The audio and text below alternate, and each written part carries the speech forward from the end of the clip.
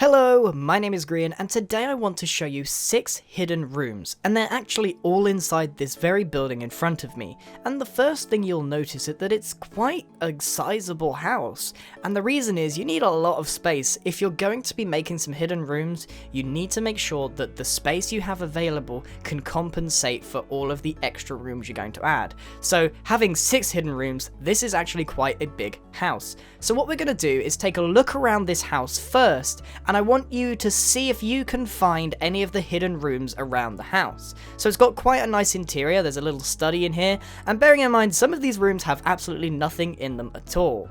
There's a bit of storage underneath the staircase, which is on the left-hand side of the building. There's a dining room here, some details, a kitchen on the right here, and everything in it matches a particular theme. If we go upstairs, there's a spare room on the right here, hasn't got particularly much in it, and if we head on upstairs to the 3rd level, there is a single bedroom because this mansion is just owned by myself. So we've got a nice bed here, and that's pretty much a small tour of the house. So I wonder how many entrances to the 6 hidden rooms you have found. I think the interior looks great, and you may not even suspect that there are a bunch of hidden rooms. So the first one is actually here in the study. If you put some items, and a specific item at that, inside not this shulker box, but this shulker box, it actually starts a timer and opens up the door. This is a new technique, obviously, because shulkers are new, and sorry to anyone that's not on the PC version. When shulkers are added, I'm sure that this will work for you on whatever console you play on as well. So I'll go over how this works in a minute, but essentially it works as a timer. You need a certain amount of blocks, and for this one we've used spruce, and you put it inside the shulker and it starts the timer. So once all of those blocks have fallen through, it closes the door. So let's take a look at how this works. The shulker boxes are used as a decoration texture on the bottom, and that's what's going to be our facade for this hidden room. If people check them, they won't actually see anything in them at all.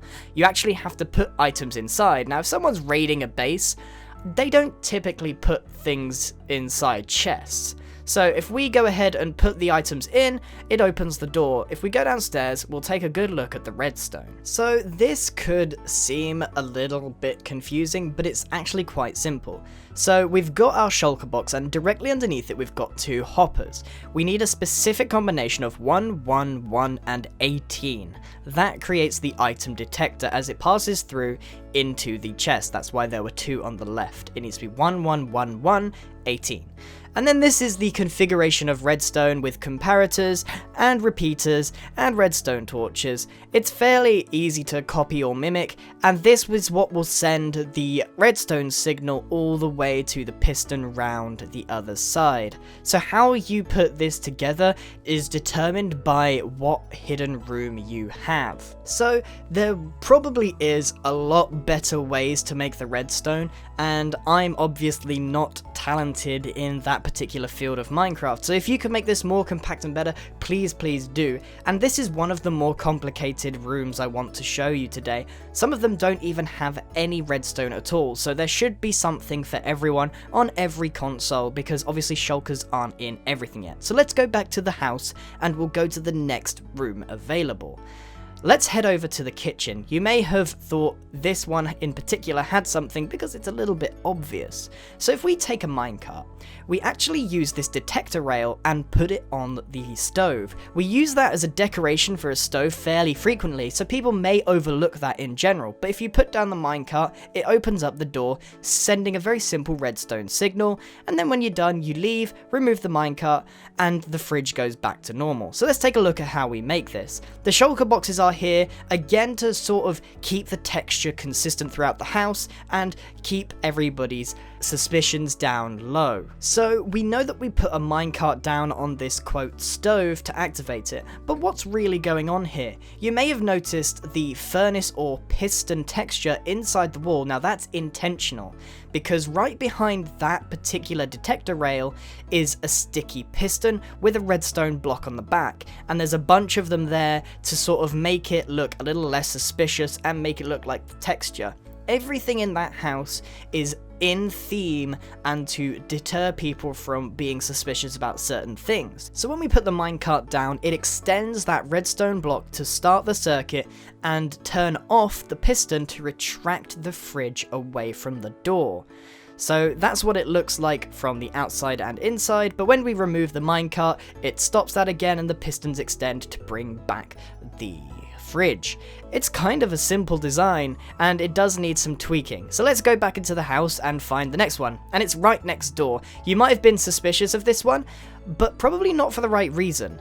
There's a little painting down there, and if we put an elytra on, we can use a bug to go through a one-sized hole, a 1x1 tunnel, and this is pretty cool, I think. People might find that hole, find it suspicious perhaps, but they might not know how you actually go through it, and that's part of the fun. It's a little bit glitchy, but after a bit of practice I was able to do it almost every single time I tried. So let's take a look at how this works. You need to get yourself an elytra, or elytra, however you pronounce it, and you need to set up a tunnel system. So you only need a 1x1 space, because everyone knows you can walk behind paintings with the sign in them anyway. So to make it less suspicious, we have the 1x1, because not everyone knows about this little trick here. So once you put the elytra on, you need to do a very kind of weird jump, and it will take you a long time. Trust me, it does work. It took me a good few times to get this right. You have to jump and sort of crouch and basically glitch your way in. After a lot of practice, you will get it down though. And then you travel really fast through that little tunnel, and then you're into your secret room. And once you're finished, you do another jump to try and get back in, and you can see that I failed a few times as well. Holding down crouch allows you to sprint through the hole at a really odd speed. So anyway, that is roughly how you go about it. So we have a bunch of paintings on the wall to make this look a little bit less suspicious. Like I said earlier, everything in the house is to deter people. All the little details are there as a distraction. Underneath the staircase, however, there is another hidden room. There's a bunch of chests. If you put an item in, it opens up a floor panel. And then you can take the item out, and eventually the redstone signal will cancel and you will have a closed door again. This leads to another room. However, there is a window there, so people can probably see this from the outside, but this house is just for demonstrative purposes only. Once you're finished, we've got a couple of pistons that let you out again into the main hall. Let's have a look at how this works. The redstone for this is actually very, very simple.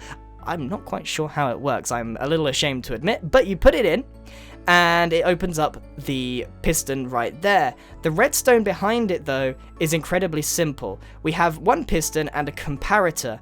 The opening of the chest, or rather putting the block in the chest, sends a signal, and it's a normal chest by the way, not a trapped one. It sends a signal to the comparator, which then sends the redstone signal off to retract the piston.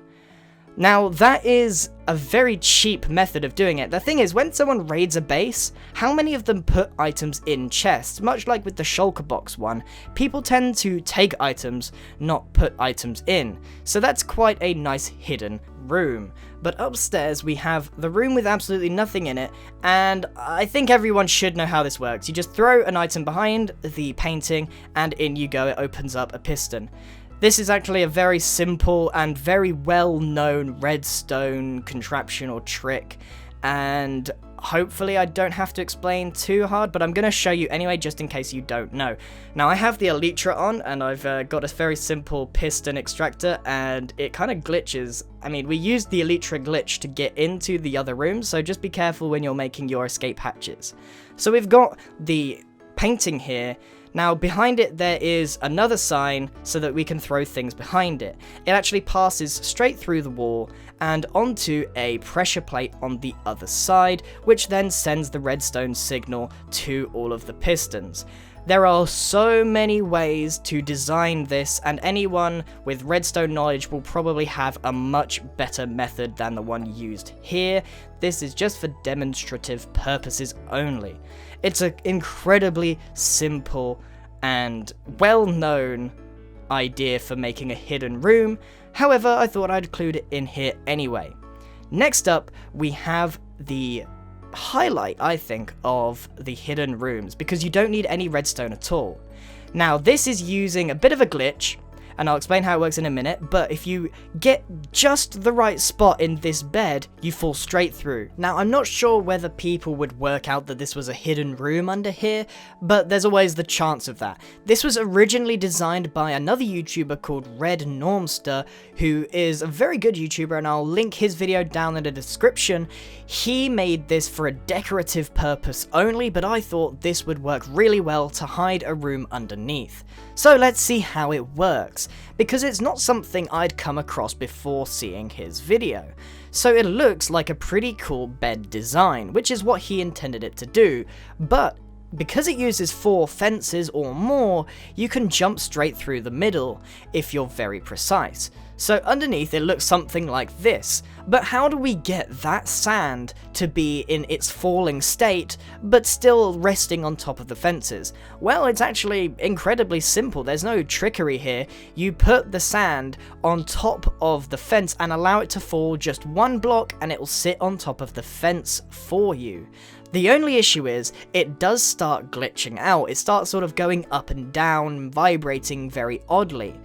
To fix that, all you have to do is relog, and then it's fixed. And I don't think it happens to anyone except the person that is around it when you make it. So that was the final design that I wanted to show you for this video. A big thank you to Red Normster, and I'll leave his channel in the description. Everyone go and say hello to him. I did ask him permission to use that design.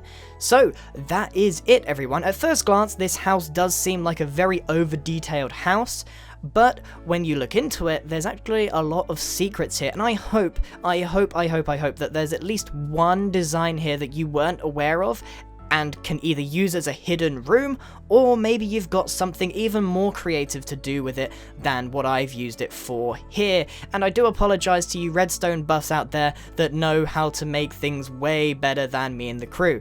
Having said that, a big thank you to the crew. Ajustme, Pearl, and Botbox in particular helped me put these together, along with coming up with some of the designs. Hopefully some of these are new and that I'm not just late to the party. So all 6 designs I think were pretty noteworthy for this video. Thank you very much for watching, everyone, and if you've got any ideas for videos, please leave them in the comments below.